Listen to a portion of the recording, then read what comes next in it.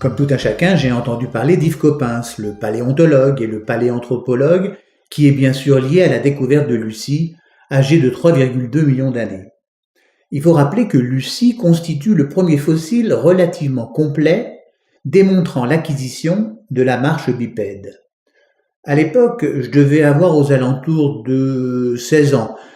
J'avoue que j'étais plus intéressé par la musique, les motos et les filles. Il a fallu attendre le mois d'août 2001 pour que cette rencontre virtuelle prenne du sens à mon endroit. Je profitais de mes vacances pour effectuer quelques travaux d'aménagement dans l'une des pièces de la maison.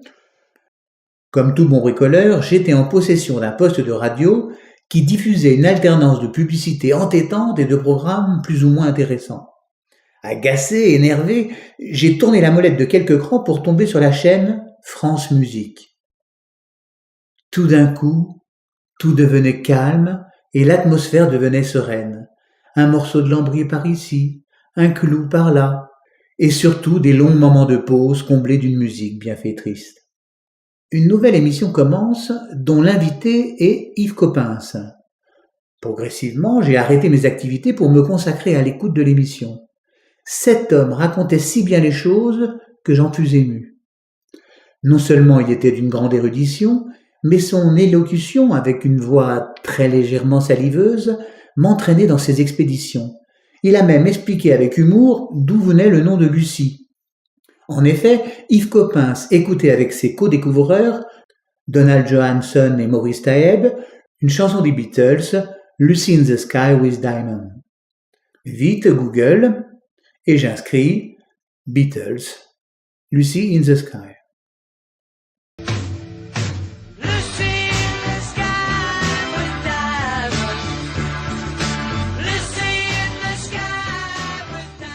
Dans ce portrait dont la toile est de format carré, j'ai essayé de reporter toute la malice, tout l'engouement, toute la sagesse du personnage. Si j'insiste sur le format, c'est que depuis quelques années, le principal média, la télévision, a changé ses proportions d'affichage. Le format 4/3 a disparu au profit du 16/9. Nous sommes passés d'une image presque carrée à une image très large afin de nous rapprocher des standards du cinéma. Tout début, j'ai été fasciné par les exercices des journalistes à tester toutes sortes de plans, gros plans, plans larges, plans moyens, avec parfois des résultats extrêmement curieux. Je me souviens encore d'un interviewé cadré à l'ancienne, mais dans son cas, la netteté d'image, l'agrandissement, révélait une peau criblée de points noirs prêts à rentrer en éruption. Sans doute que le journaliste avait estimé que ce quidam n'avait pas besoin d'être maquillé. Dans la création de produits de communication, notamment sous forme de vidéogrammes que j'ai réalisés ces dernières années, ce changement de format a modifié mes réflexes et mes propositions esthétiques. Ce nouveau format a entraîné la perte de mes repères bidimensionnels. Le format à la française ou le format à l'italienne, portrait ou paysage si vous préférez, n'avait pour moi plus le même sens. Pour la réalisation de mes portraits, il me fallait une réponse appropriée. C'est alors que j'ai décidé que tous mes portraits seraient carrés. Des carrés dans la limite picturale s'arrêteraient avant le bord du châssis. Ainsi, la toile est de forme carrée et l'univers pictural possède des limites différentes à chaque réalisation.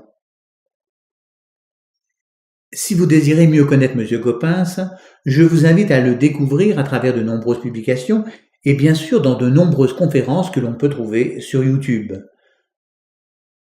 Pour essayer d'exprimer les qualités humaines de M. Coppens, je vous propose de regarder une petite vidéo réduite à quelques instants, car l'original, que vous pourrez retrouver facilement, dure environ 7 minutes. Allons dans Google et inscrivons la phrase « Un télégramme pour Yves Coppens, ouvrez les guillemets, éléphant mort, virgule, venir d'urgence, point d'exclamation, fermez les guillemets ». Il se trouve que j'ai travaillé, moi, sur les proposidiens. Les proposidiens sont les éléphants. C'est comme ça.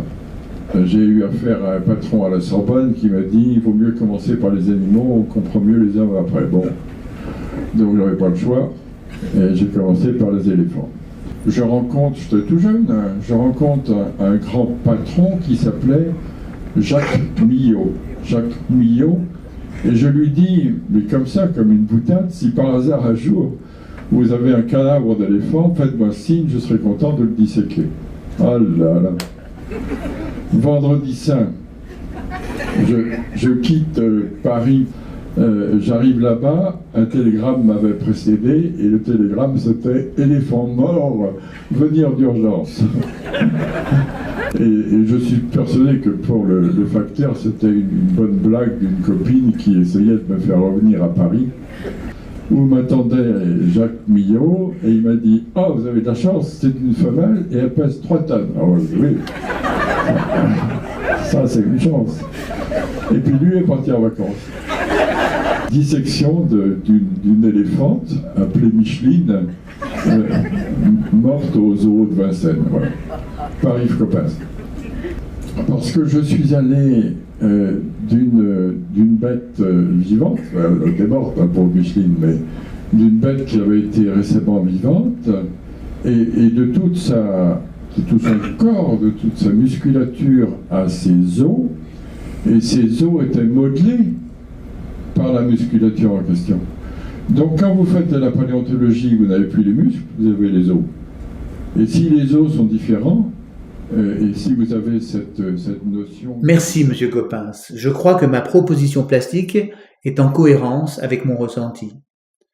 J'espère vous retrouver dans d'autres vidéogrammes pour vous présenter d'autres personnages et d'autres anecdotes et m'attarder sur la partie art plastique.